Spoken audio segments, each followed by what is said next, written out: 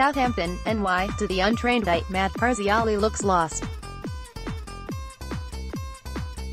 He is standing outside the players' locker room at Shinnecock Hills, nestled between the driving range and practice green, taking his hat off to wipe his brow as he gazes around for seemingly no one in particular. He's wearing nice attire, but compared to the tailored ensembles flaunted by most in professional golf, he bears closer resemblance to a guy you play with Saturday morning rather than a guy you see at events like this. Which makes sense. Parziale is the guy you play with on Saturday morning. Parziale's story, a former mini-tour player turned firefighter, appeared on the radar following his victory at the Mid-Amateur last fall. His tale stood out in a sport filled with sameness, transforming the 31-year-old into a folk hero by the time he reached Augusta National. And, because the USGA awarded the Mid-Am champ a spot in the U.S.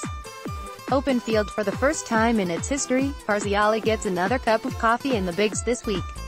But after Shinnecock, Parziale likely will disappear from the spotlight.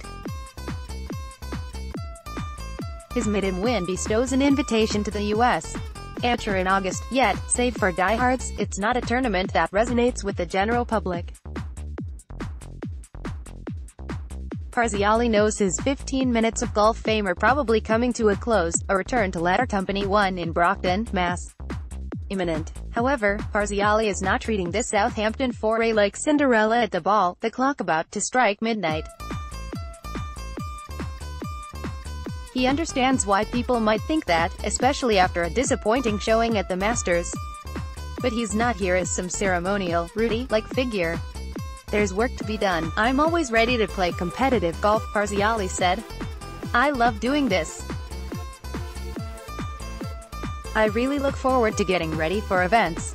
I played some events, local events at home in the New England area, and I played Fisher's Island Invitational over this past weekend. Going into this week, I know it will be golf from the start. I don't have to worry about the first tee shot or when it's going to turn into. You get over all the nerves. To be fair, it's not that Parziale is done competing, but he knows this is a unique platform. Stuart Hagestad, the last year's Mid-Am champ, was a media sensation for shunning professional aspirations despite becoming the first Mid-Am to make the cut at the Masters.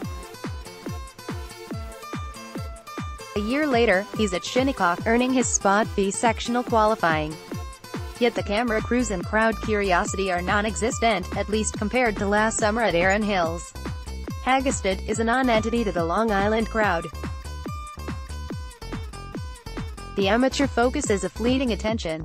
Parziale also acknowledged the reality that awaits. He's been on leave from his department since November, a sabbatical that not only allowed him to prepare for these events, but saved his health. The latter, that's a very harsh truth for his profession. Guys always have back injuries, Parziale said. My dad just had a rotator cuff, he tore that. Pretty much anything can happen. You walk into a house, it's pitch black. So just anything goes, really.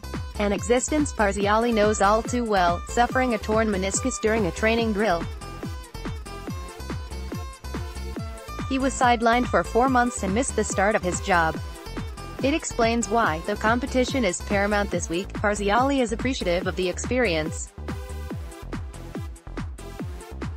And not just for the individual bounties, like the Fisher's Island Inviter playing with Tiger Woods at Augusta. Parziale has come to realize his drive has become bigger than him. The people from back home that went to the Masters that said they never would have went if they weren't coming to watch me, Parziale revealed.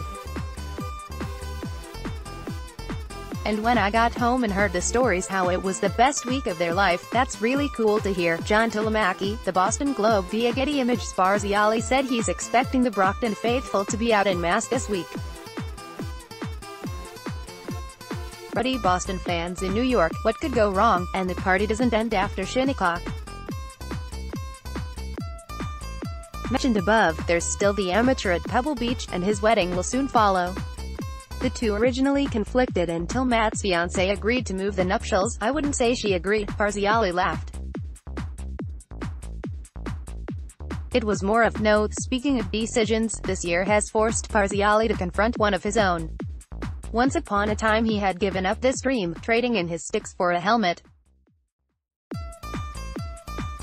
Had this year's success, invitations to the Masters and now his country's Open, the increased attention, made him rethink his call. "Every decision I make, I don't have any regrets," Parziale said. "I just do what I think is right. I could be wrong. No, I'm still able to play golf and compete, and I enjoy that, and I have a career that I'm able to do. Family.